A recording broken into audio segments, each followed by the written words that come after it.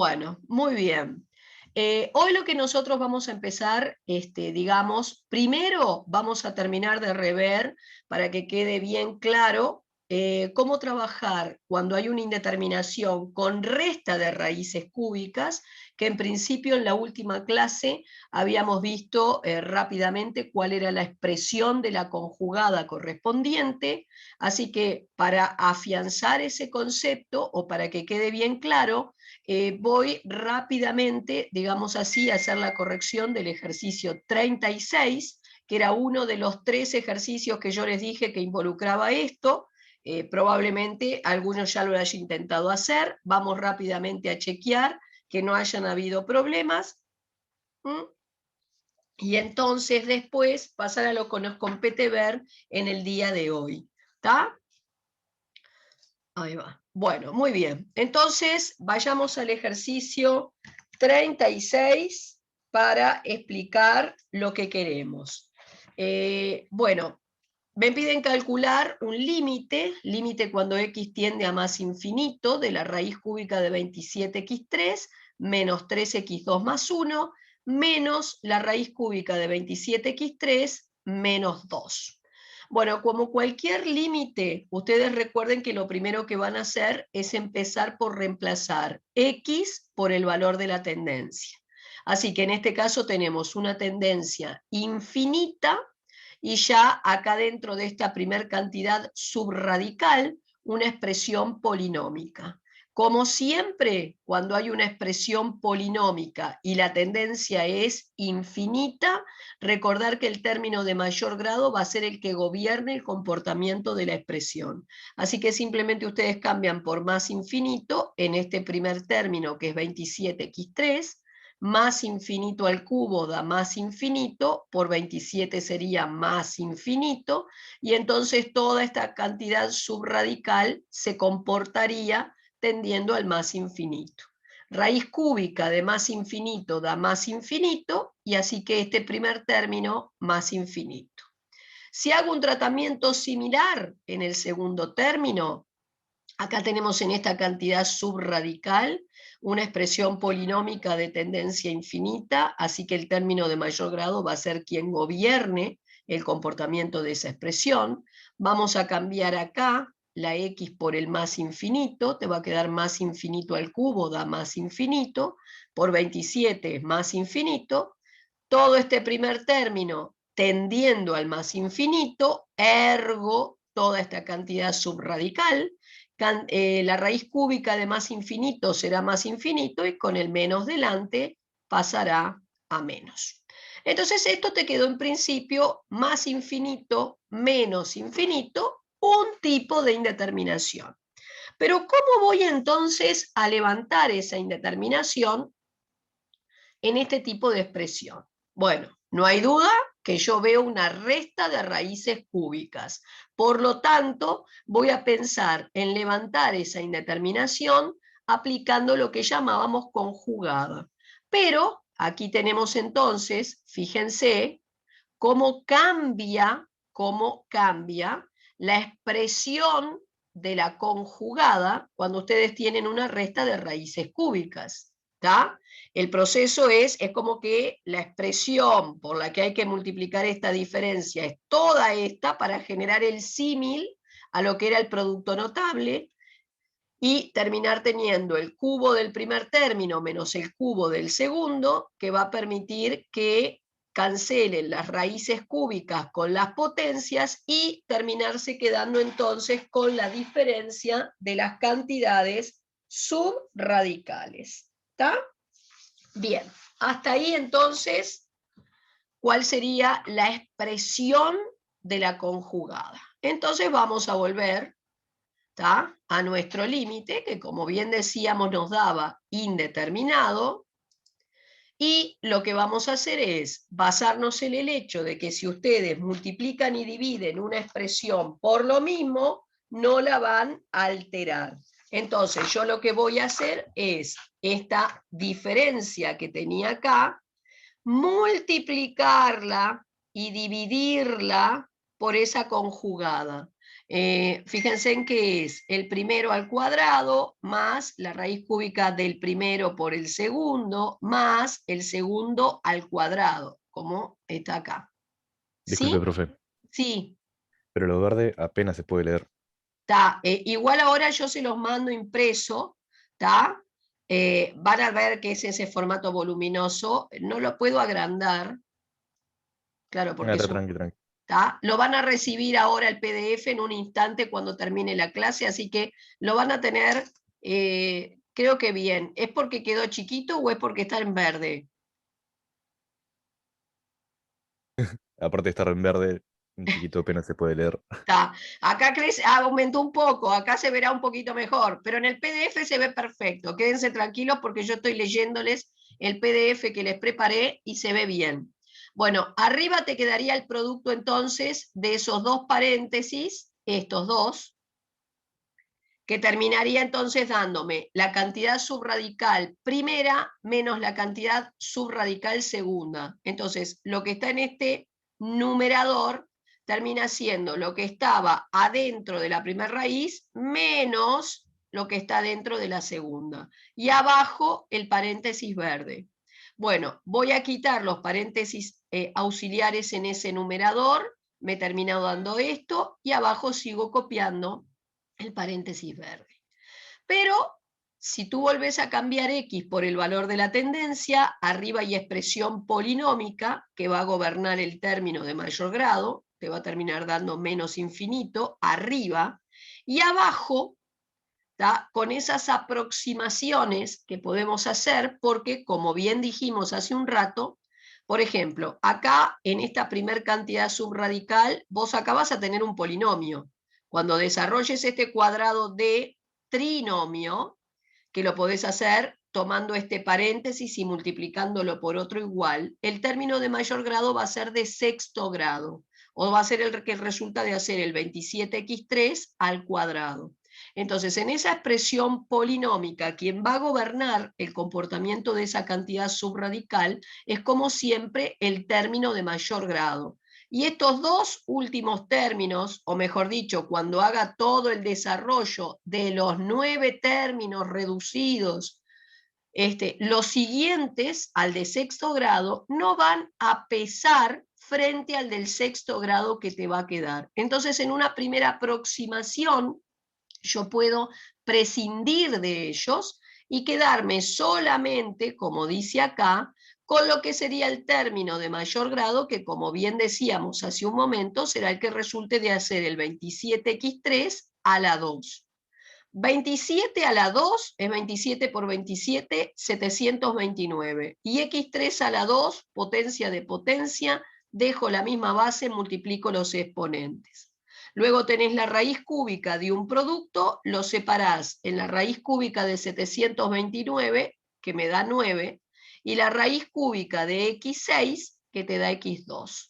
Entonces, este primer término es equivalente a quedarme solamente con esto. Y cuando yo tome el segundo, es idéntico, porque el término de mayor grado en esta segunda cantidad subradical es 27x3 por 27x3. O sea, el 27x3 todo a la 2, que es lo mismo que te pasó acá. O sea que todo este segundo término también será equivalente a un 9x2 y lo mismo en el último. O sea que abajo es como si yo tuviera 3 veces el nuevo x2, ¿ven? O sea, un 27x2.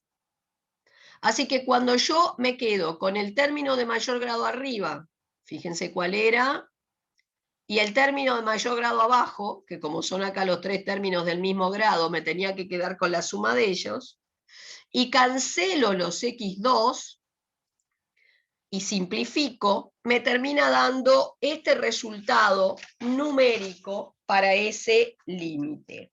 ¿Está? Supongo que alguno habrá tratado de hacerlo y quizás después pueda chequear haber llegado a ese resultado. Si no, de todos modos, van a recibir, vuelvo a repetir, el PDF y lo podrán cotejar o revisar. Cuidado cuentas. Ahora, ¿cómo interpreto ese resultado? Que como bien decíamos es muy importante lo que sería la interpretación. Bueno, esto me dice que cuando la X se corre hacia el más infinito, o sea, cuando la X se corre para acá, en el eje de la Y tendés a tomar el valor -1/9. Entonces, si yo en el eje de la Y ubico el -1/9, va a aparecer una especie de asíntota horizontal, cuando vos te corres hacia el más infinito. Entonces la f de x tenderá a pegarse a ese valor en el eje de la Y de -1/9. Y entonces, hasta ahí, lo que sería la aplicación, como bien decíamos, de la conjugada a una resta de raíces cúbicas. Vuelvo a repetir, la mecánica de cómo trabajar es la misma que la que utilizaron para una resta de raíces cuadradas. Lo que cambia es la expresión de la conjugada de esa diferencia de raíces cúbicas. ¿Está? ¿Alguna consulta hasta acá? Recuerden que hay 2 ejercicios más en el repartido que se van a basar en esto. O sea, quería mostrarles por lo menos en uno para que no se asustaran del volumen de esa expresión conjugada, pero después la mecánica de trabajo, vuelvo a repetir, es la misma. Bien, entonces, ¿qué es lo que vamos a hacer en el día de hoy? Hoy vamos a estar trabajando. Bien, hoy vamos a estar trabajando con 2 grandes teoremas que están vinculados, por supuesto, al tema de límites. No hay muchos teoremas que yo les vaya, digamos, a pedir que sepan demostrar, pero vamos a ver hoy 2 de los grandes teoremas que se suponen que ustedes tienen que conocer. Primero, enunciar, demostrar y, por supuesto, después aplicar. El primer teorema que vamos a ver es el teorema de conservación del signo. ¿Está? En marroncito, digamos así, les puse lo que sería el enunciado del teorema, después vamos a ver cómo lo demostramos y después veremos alguna aplicación. Ahí dice, para valores de X suficientemente próximos al valor de la tendencia, la función tiene el mismo signo que su límite.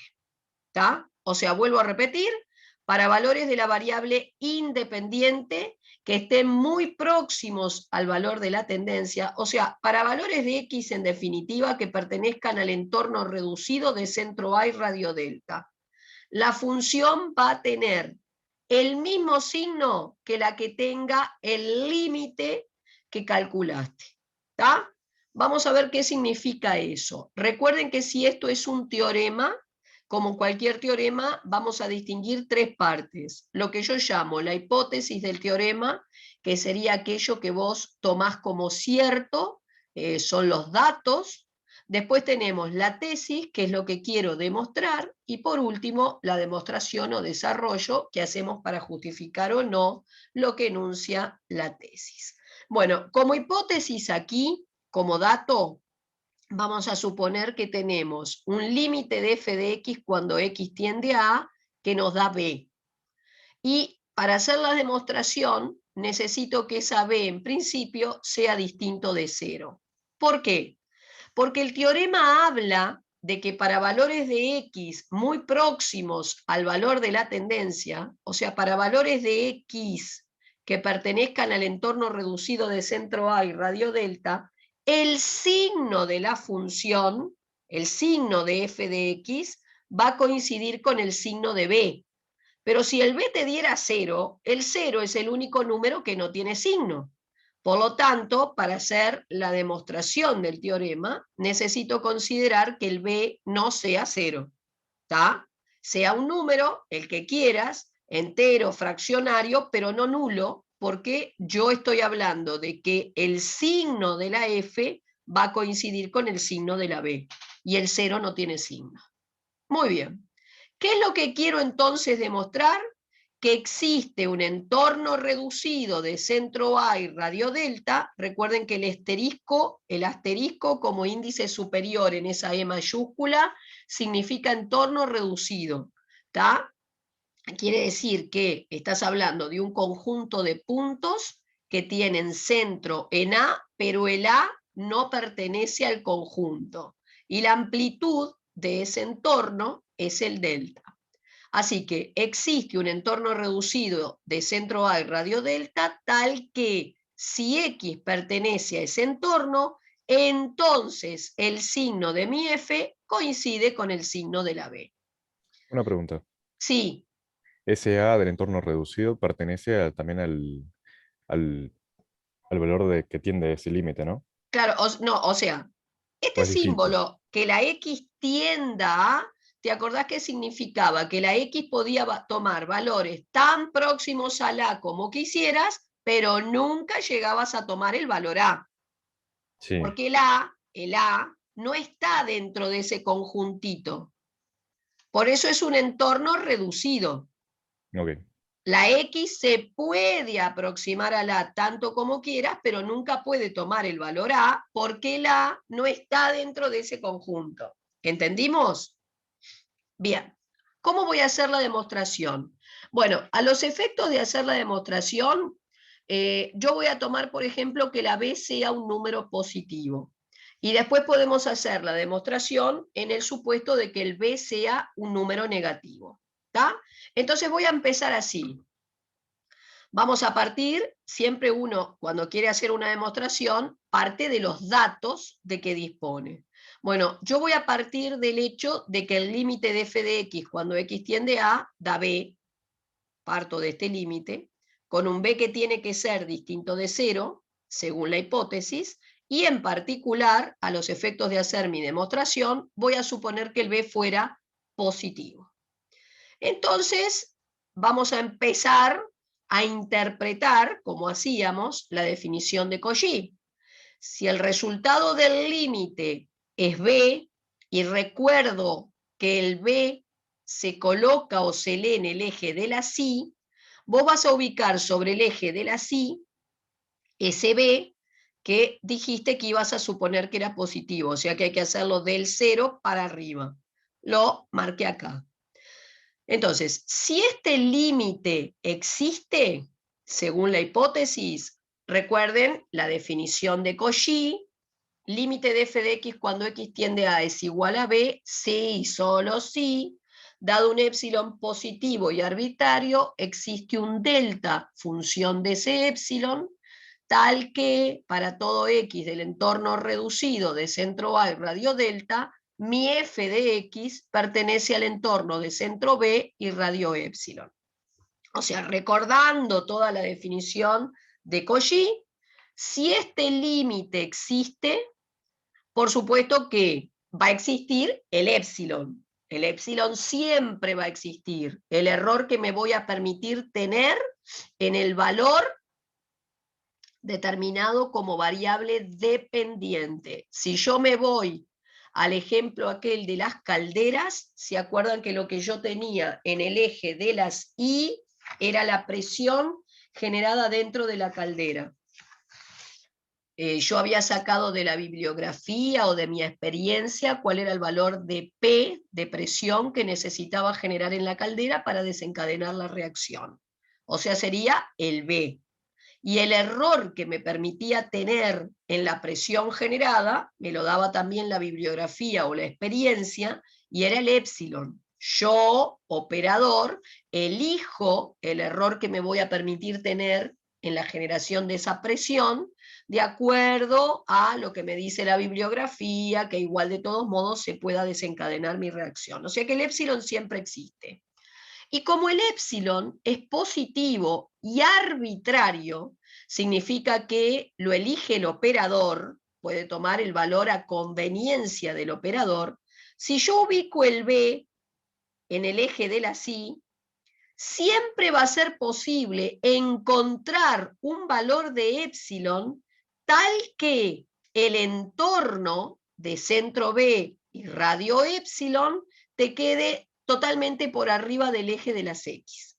¿Tá? Vuelvo a repetir, vos estás suponiendo que el B es positivo. Y no importa, yo acá lo exageré, no importa qué tan cerca esté el B del origen.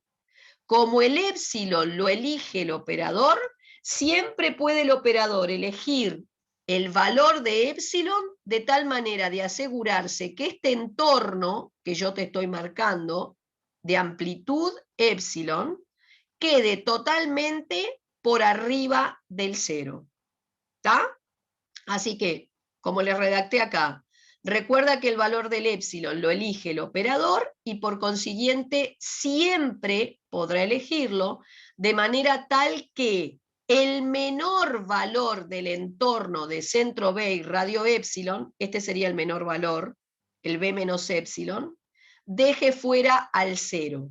O sea que si vos querés que este entorno te quede totalmente por arriba del eje de las X, le pedís que el valor más chiquito de ese entorno, que es el B menos épsilon, se mantenga mayor estricto que el cero. Mayor estricto. ¿Está? Si el valor más pequeño, vuelvo a repetir, de este conjunto, que es el B menos épsilon, es mayor estricto que el cero, te asegurás que todo este intervalito esté siempre por arriba del eje de las X. Sigo. Así que le pedí esto y ahora lo que voy a hacer es lo siguiente. Si a los dos miembros de una desigualdad los afectás de la misma operación, estoy hablando de suma o resta, no alterás el sentido de la desigualdad. Entonces yo sumé a los dos lados de esa secuencia épsilon.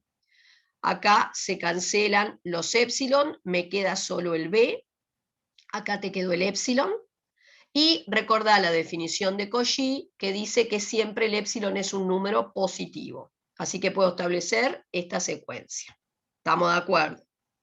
Bueno, ahora me voy a la definición de Cauchy, que ya la estuvimos recordando, que decía que el límite de f de x cuando x tiende a A igual B, si, solo si, dado un épsilon positivo y arbitrario, existía un delta, función de ese épsilon, tal que para todo x perteneciente al entorno reducido de centro A y radio delta, el correspondiente f de x caía acá adentro. Según esta definición de Cauchy, que se cumple porque por hipótesis este límite existe, así que si este límite existe por dato, sabés que se cumple sí o sí la definición de Cauchy.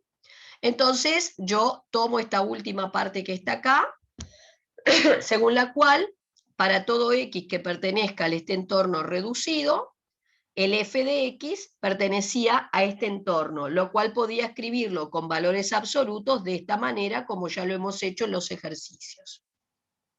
Me voy a deshacer de las barras del valor absoluto que están acá. ¿Se acuerdan que para deshacerse de las barras, ya habíamos visto en esos ejercicios, que se pone este valor negativo de este lado, saco las barras y completo la secuencia? Ahora, otra vez vuelvo a aplicar lo mismo. Voy a sumar a todos los miembros de esta secuencia una misma cantidad. ¿Qué cantidad? La que quieras. ¿Qué cantidad me sirve? El B, que es positivo. Esperen que... Acá se van los B, dejás el f de x solo, y acá te quedó esto que está acá. Pero ¿qué me pasa?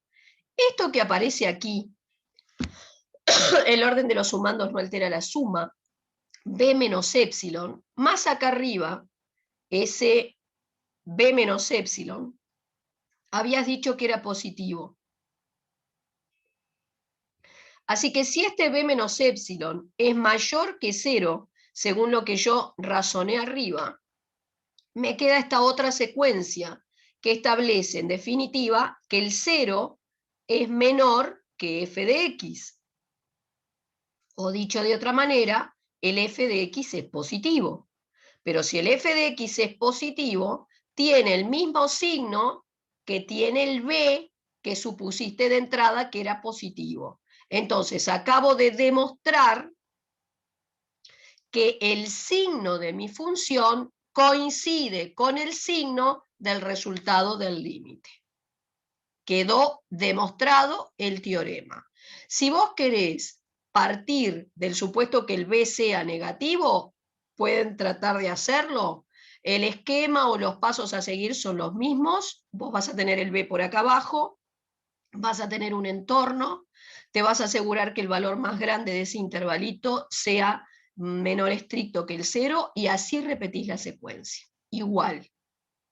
Voy a dejárselos pendiente para que lo hagan como tarea, porque hoy o mañana, si a mí me ponen esta demostración, yo tengo que hacer en realidad, para que quede completa la demostración suponiendo un B positivo y también después suponiendo un B negativo, ¿está? Porque el enunciado del teorema no habla de un signo en particular para el B. ¿Estamos? Bien. Veamos un primer ejercicio de aplicación. Este tipo de ejercicios son muy puestos en los teóricos, ¿está? Dice así: sabiendo que el límite del 2x menos 3 cuando x tiende a 2 es 1, indicar verdadero o falso justificando.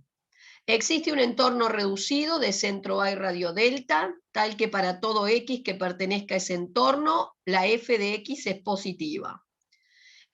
Segundo, existe un entorno reducido de centro A y radio delta, tal que para todo x de ese entorno, el f de x es negativo.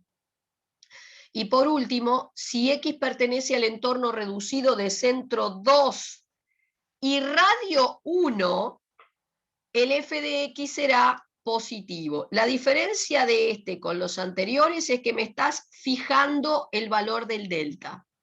Entonces, vamos a empezar rápidamente. Estas proposiciones hablan del signo de la función. Entonces yo lo primero que hago es pensar cuál es el teorema de que dispongo que vincule el signo de la función con algo. Y entonces pienso, teorema de la conservación del signo. Voy a tratar de justificar, ¿tá?, lo que voy a hacer a través de la aplicación de este teorema. Entonces, lo primero que haces es enunciar ese teorema.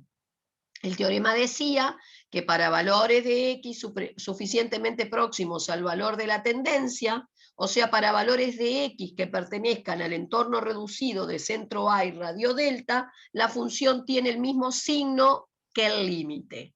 Así que según mi límite, su resultado era 1, positivo. El 1 es positivo.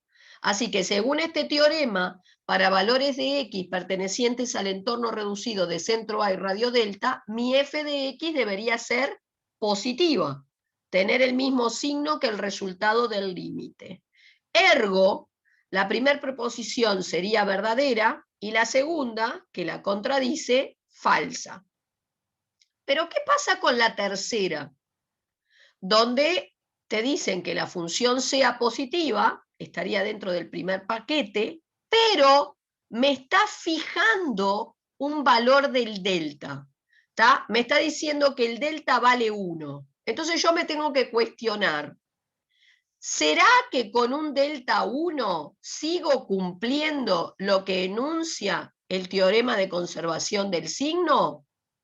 Y entonces acá viene el planteo de la tercera parte. Yo lo que hago es lo siguiente, me están especificando un valor de delta, entonces lo que voy a hacer es lo siguiente, la función era muy sencilla, era un modelo lineal, entonces lo que voy a hacer es tratar de hacer una representación gráfica de ese modelo lineal, la representación es una recta, hacete una tablita de valores con 3 puntos, ubícalos y yo acá tengo la representación gráfica de la función f. Luego voy a ubicar el A, que es el 2, está en el eje de las X, así que ubico en el eje de las X el A2. Y me dicen que el delta, que era el error que te ibas a permitir tener en el valor de la variable independiente, es 1. Entonces, marqué la amplitud 1 para ese entorno, o sea que los extremos del intervalo son el 1 y el 3, excluidos. Este es el intervalo que te están marcando acá, entorno reducido de centro 2 y radio 1. Recuerden que si es reducido, el 2 no pertenece al entorno. Y voy a observar lo siguiente. Para todo x que pertenezca a este entorno, ¿el f de x me quedó positivo? No. Según el dibujo, hay ciertos valores de X, que son los que caen en este rayado verde que hice, para los cuales el correspondiente f de x está por debajo del eje de las x, o sea que el correspondiente f de x es negativo. Así que esto que me estaban enunciando aquí, tengo que decir que es falso, porque según lo que justifica el dibujo, hay un cierto intervalo, ¿tá?, dentro de este entorno reducido, que hasta podría decir de dónde a dónde va, ¿tá?, en el cual no se cumpliría que el f de x tomara el mismo resultado, que el mismo signo que el resultado del límite. ¿Tá? Ahora, si quiero hacerlo bien completo, ustedes pueden determinar cuál es este punto de corte, el que yo llamé R, de la recta con el eje de las X, porque viene a ser la raíz de la función. Y entonces, hasta ser más claros y especificar que existe un intervalo dentro de ese entorno reducido, que es el que va del 1 excluido hasta lo que te dé la X del R, para el cual los correspondientes f de x son menores que 0 y por lo tanto no cumplen con la preposición 3. ¿Tá? Y ahí te quedaría perfectamente redactado la justificación de este teorema. Acá hay otro ejercicio. Hallar el valor de la si límite de la función cuando x tiende a 2 es 2a más 3 y el límite de la misma función cuando x tiende a 2 es 5a. ¿Qué signo tiene la función para valores de x que disten de 2 en menos de 0,5? ¿Y qué teorema se aplicó? Otra aplicación de lo mismo. En primer lugar, la primera parte es hallar el valor de la. Acá tienen que aplicar otro teorema, que ustedes lo tienen en el material teórico que yo les subí. A ver si no estaba acá. No. En el material teórico, en los PDF que ustedes tienen lo que enuncia y la demostración del teorema de unicidad del límite, que es el otro gran teorema. Lo tienen demostrado en el material. ¿Qué es lo que dice el teorema de unicidad del límite? Que si existe el límite de una función para una cierta tendencia, su valor es único. ¿Está? Un límite no puede tener dos resultados distintos. El teorema te dice que si existe el límite de una función para una cierta tendencia, su resultado es uno solo. Basado en ese teorema de unicidad del límite, es que vos vas a resolver la primera parte de este ejercicio. ¿Por qué? Porque acá es el límite de la misma función con la misma tendencia.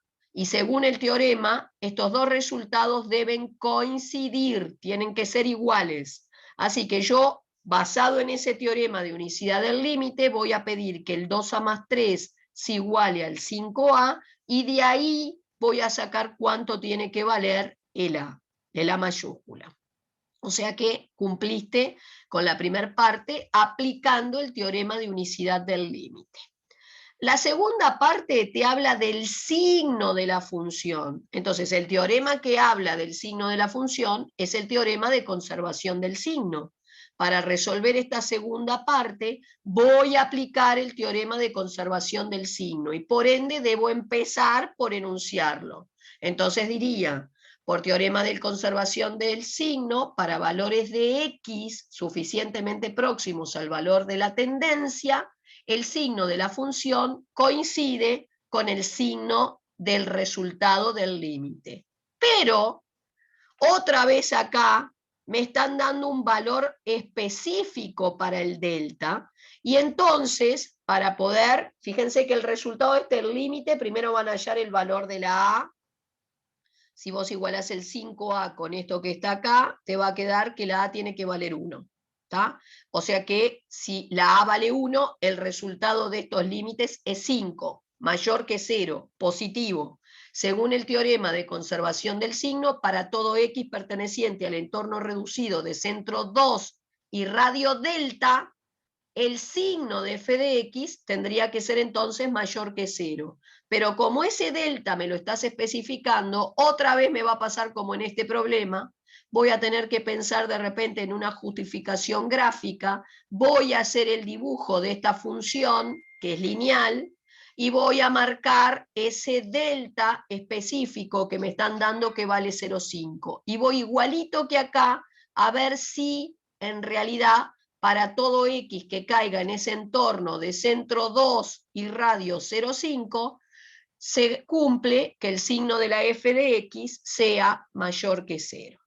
Y cuando dice qué teorema aplicaste, ahí sería que para hacer la parte 2 apliqué el teorema de conservación del signo, y por supuesto, cuando me hacen así y me dicen qué teorema aplicó, es para decirme, no te olvides que si aplicaste tal teorema, lo tenés que enunciar, ¿tá? Para justificar o mostrar a quien te va a corregir que realmente conoces cuáles son las herramientas o las estrategias con las que te estás, digamos, muniendo para poder hacer la resolución. Y ahí entonces tenemos este importante teorema y algunos ejercicios de aplicación. Estamos cerca de la hora, no voy a necesitar la próxima hora que fijé, porque por hoy vamos a ver esto. La clase que viene